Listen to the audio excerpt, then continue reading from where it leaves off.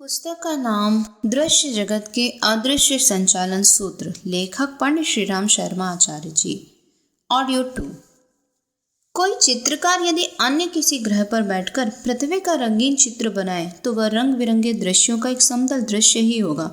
पूरा गोला इस तरह बनाया जाना असंभव है जो दोनों ओर की स्थिति को एक साथ दिखा सके। कल तक लंबाई चौड़ाई बताने वाले चित्र ही तैयार होते थे। गहराई का आभास उनसे यत्किंचित ही होता था।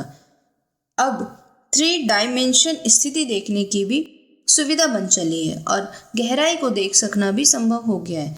आगे चित्रकला के विकास में कई और डायमेंशन जुड़ेंगे, पर अभी तो वे संभव नहीं। इसलिए जो भी चित्र बने हैं वे अधूरी दृश्य प्रक्रिया पर निर्भर है। अन्य ग्रह पर बैठकर बनाया गया पृथ्वी का चित्र यहाँ की हलचलों की सही जानकारी दे सके, यह संभव नहीं। भले ही उस ग्रह के निवासी उस चित्र को कितना ही सर्वांगपूर्ण क्यों ना माने। हमारे पूर्वज धरती को समतल मानते थे। पीछे पता चला कि वह गोल है। इसके बाद यह जाना गया कि वह घूमती भी है और परिक्रमा भी करती है। इसके उपरांत यह जाना गया कि वह अपने अधिष्ठाता के साथ अन्य भाइयों के साथ किसी महासूर्य की परिक्रमा के लिए भी दौड़ी जा रही है और वह महासूर्य किसी अति सूर्य की परिक्रमा में निरत है। अपने सौर मंडल जैसे अन्य कितने ही सौर मंडल उस महासूर्य सहित अति सूर्य की प्रदक्षिणा में निरत है। मालूम नहीं यह महा अति और अत्यंत अति का सिलसिला कहाँ जाकर समाप्त हो रहा होगा और पृथ्वी के भ्रमण की कितनी हलचलों का भाग्य उन अचिंतन्य परिक्रमाओं के साथ जुड़ा होगा। कुछ दिन पूर्व यह भी पता लगा है कि पृथ्वी लहकती और थिरकती भी है।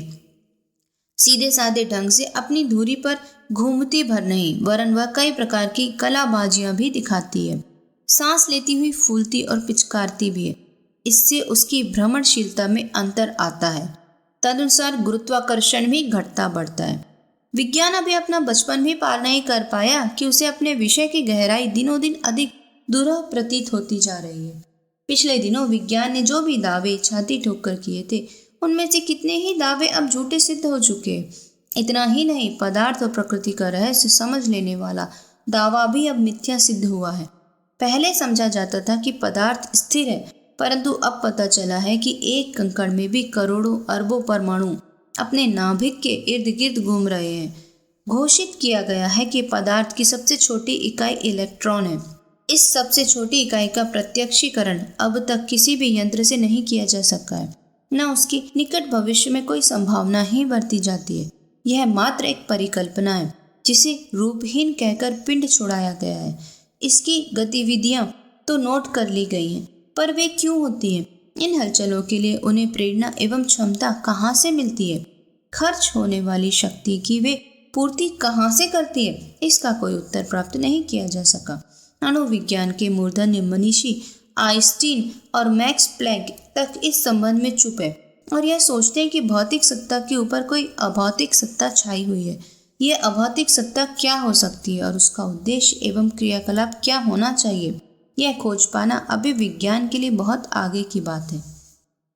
परमाणु परिवार से लेकर सौरमंडल और ब्रह्मांड समव्याप ग्रह पिंड परिकर के बारे में हम अभी इतना भी नहीं जानते जितना कि सारे शरीर की तुलना में एक बाल। हम केवल 5 तत्वों से बने हुए स्थूल पदार्थों के बारे में ही थोड़ी बहुत जानकारी प्रयोगशालाओं के माध्यम से प्राप्त कर सके। जीव सत्ता, मस्तिष्क की संभावना, अचेतन मन की अतीन्द्रिय शक्ति के अगणित प्रमाण होते हुए भी अभी वैज्ञानिक व्याख्या नहीं हो सकी है। असंख्य क्षेत्रों की जानकारियां अभी प्रारंभिक अवस्था को भी पार नहीं कर सकी है। ऐसी दशा में यदि ईश्वर जैसा अति सूक्ष्म तत्व प्रयोगशालाओं की पकड़ में नहीं आया तो यह नहीं कहा जाना चाहिए कि यह वह नहीं है। तत्वदर्शी दृष्टि से हम उसकी सत्ता, महत्ता और व्यवस्था सहज ही सर्वत्र बिखरी देख सकते हैं और उस पर श्रद्धा भरा विश्वास कर सकते हैं। ईश्वर क्या है? तत्वदर्शी दृष्टि से देखने पर वैज्ञानिकों ने भी ईश्वर की सत्ता को प्रत्यक्ष अनुभव किया है। प्रसिद्ध वैज्ञानिक न्यूटन के संबंध में विख्यात था कि वे ईश्वर उपासना में भी उतने ही रुचि लेते और लगन रखते थे जितने के वैज्ञानिक प्रयोगों में। एक बार उनके किसी मित्र ने उनसे पूछा, आप वैज्ञानिक होकर भी ईश्वर की उपासना करते, जबकि कई वैज्ञानिक तो ईश्वर के अस्तित्व को संदिग्ध बताते हैं। अतएव आप अधिक प्रामाणिक ढंग से बता सकते हैं कि ईश्वर क्या है?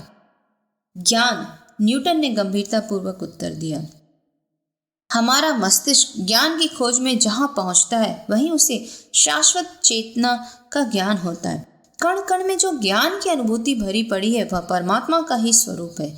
ज्ञान की ही शक्ति से संसार का नियंत्रण होता है। विनाश के लिए भी ज्ञान की ही आवश्यकता है। परमात्मा इसी रूप में सर्वशक्तिमान है। स्पिनोजा ने विज्ञान और दर्शन दोनों का अध्ययन कर यह निष्कर्ष निकाला कि संसार में दो प्रकार की सत्ताएं काम कर रही है, एक दृश्य और एक अदृश्य।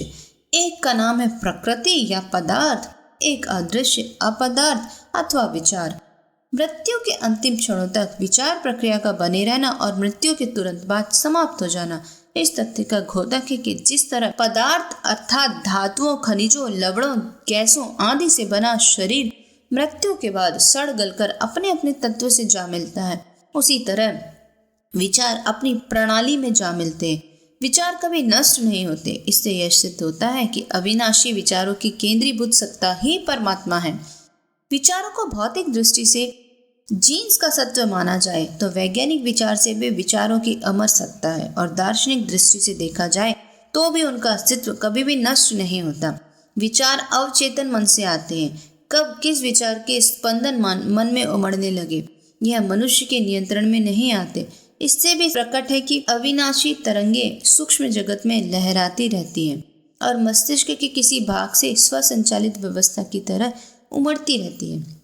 वैज्ञानिक हीगल के मतानुसार परमात्मा सामान्य इच्छाओं से अत्यधिक समुन्नत श्रेणी की इच्छाओं को भी नियंत्रण में रखने वाला परम विचार एब्सोल्यूट आइडिया है। वे लिखते हैं, जिस तरह सामान्य श्रेणी के उच्च विद्वान लोग अपने ज्ञान से नए नए विचारों और भावनाओं का स्वयं ही निर्माण करते हैं, उन विचारों के अनुसार उन्नत श्रेणी की रचनाएं या वैज्ञानिक अनुसंधान कर सकने में सक्षम होते, उसी तरह परम विचार अति विशिष्ट रचनाएं और वैज्ञानिक अनुसंधान करने में समर्थ है। तभी तो उसका बनाया संसार इतना सुंदर और उसके बनाए जीव जंतु अत्यधिक उन्नत श्रेणी के यंत्रों से भी श्रेष्ठ ठहरते हैं। इस संदर्भ में मनुष्य शरीर की रचना उसका अत्यंत उच्च कोटि का शिल्प और कलाकारिता कही जा सकती है। संत इमर्सन और वर्कले के मत में सब आत्माओं में श्रेष्ठ शक्ति का नाम ही परमात्मा है। सारा संसार कहीं से प्राण और चेतना उधार ले रहा है। प्राण और चेतना अपने मूल रूप में एक जैसी है। मनुष्य व जीवों में एक जैसा स्पंदन, आहार, निद्रा, भय के एक से क्रियाकलाप है। जिस तरह एक विद्युत घर से प्रवाहित विद्युत भार ही अनेक विद्युत बल्बों में प्रकाशित दृश्यमान होता है, उसी तरह उधार ली गई वह चेतना जिस मूल उद्गम से निश्रित होती है, उसी का नाम परमात्मा है। यदि आत्माओं का स्वरूप प्रकाश है तो परमात्मा भी निसंदेह प्रकाश है। यदि प्राण अग्नि रूप है तो जगत नियंता भी अग्नि रूप होना चाहिए।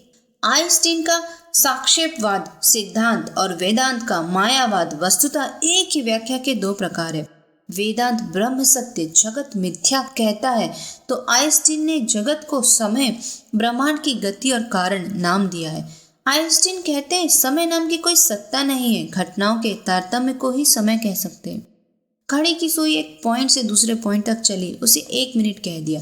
सूर्य ने एक गोलार्ध पार कर लिया, यह हमारे लिए 12 घंटे हो गए, पर सूर्य के लिए तो यह निमिष मात्र ही हुआ। जैसे जैसे घटनाओं का विराट बढ़ता है समय संकुचित होता जाता है। एक स्थान ऐसा आता है जहाँ भूत, भविष्य और वर्तमान सब एकाकार हो जाते हैं। इसी तरह गतियाँ परस्पर साक्षेप हैं और परम गति की स्थिति में वे सभी निस्तब्ध हैं। ब्रह्मांड कोई भी अपने आप में पूर्ण नहीं, सभी एक दूसरे के साक्षेप है। वे सब एक महाब्रह्मांड में जाकर स्थिर हो जाते हैं।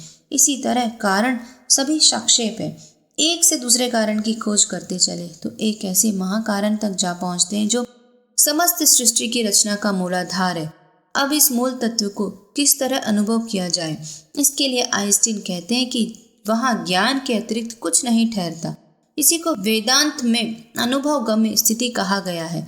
आइंस्टीन के सिद्धांत की कई विलक्षणताएं हैं। जैसे उनका कथन है कि इस बिंदु से जो वस्तु आज चलेगी वह कल वहाँ पहुँचेगी। हमारे दर्शन में प्रयुक्त हुआ कालातीत और आइंस्टीन के सिद्धांत में कोई अंतर नहीं। यदि उसे समझा जा सके तो ब्रह्म को समझना गणित के समीकरण की तरह सरल और आसान है। उपनिषद के अहम ब्रह्मासि, अयम आत्मा ब्रह्म, तत्वमसि इसी सत्य के दार्शनिक भाव मात्र है। इसे ही वैज्ञानिक यूकन ने आध्यात्मिक जीवन का आधार कहा है। 1937 में प्रकाशित दी मिस्टीरियस यूनिवर्स नामक पुस्तक और दी new bank ground of science में सर जेम्स जीन्स ने लिखा है, 19वीं शताब्दी के विज्ञान में पदार्थ और जगत ऊंचे सिद्धांत माने जाते थे। अब हम उनसे दूर होते चले जाएंगे। अब जो नए तथ्य प्रकाश में आ रहे हैं उनसे हम विवश हैं कि प्रारंभ में शीघ्रता में आकर हमने जो धारणा बना ली थी उसे अब फिर से जांचें। अब मालूम होता है कि जिस जड़ पदार्थ को शाश्वत सत्य मानकर बैठे थे वह भ्रम है। पदार्थ मन या आत्मा से पैदा हुआ है और उसी का ही रूप है। दृश्य जगत का संचालन रासायनिक नहीं, यह सूत्र संचालन किसी महान अदृश्य चेतन सत्ता के हाथ है। यह तथ्य देर तक झुठलाया नहीं जा सकता। Social environments and moral progress पुस्तक में चार्ल्स डार्विन के मित्र, जो कभी डार्विन के अनन्य समर्थक थे, ने लिखा है कि मुझे विश्वास है कि चेतना ही पदार्थ का हस्तांतरण करती है। सर ओलिवर लाज ने आत्मा और मृत्यु विषय पर भाषण करते हुए 1930 में ब्रिस्टल में कहा था, यह सच है कि हम सब चेतन जगत में जी रहे हैं। यह चेतना शक्ति पदार्थ पर हावी है, पदार्थ उसका कुछ नहीं बिगाड़ सकता। Sir A.S. एडिंगटन का कथन है कि हम इस निष्कर्ष पर पहुंच गए हैं कि एक असाधारण शक्ति काम कर रही है, पर हम नहीं जानते कि वह क्या कर रही है। 1934 में प्रकाशित पुस्तक द ग्रेट डिजाइन में विश्व के 14 प्रख्यात विज्ञानाचार्यों का संयुक्त प्रतिवेदन प्रकाशित हुआ है। इस संसार को एक मशीन कहें तो यह मानना पड़ेगा कि वह अनायास ही नहीं बन गई, वरन पदार्थ से भी सूक्ष्म मस्तिष्क और चेतना शक्ति उसका नियंत्रण कर रही है। वैज्ञानिकों, विचारकों, दार्शनिकों को यह कथन भ्रांत प्रलाप नहीं ठहराए जा सकते। यह प्रतिपादन अनुभूतियों और तथ्यों की ठोस शिला पर आधारित है। ब्रह्म की सत्ता दृश्य जगत का प्राण है। उनके बिना इतना व्यवस्थित विश्व कभी भी संभव नहीं हो सकता था।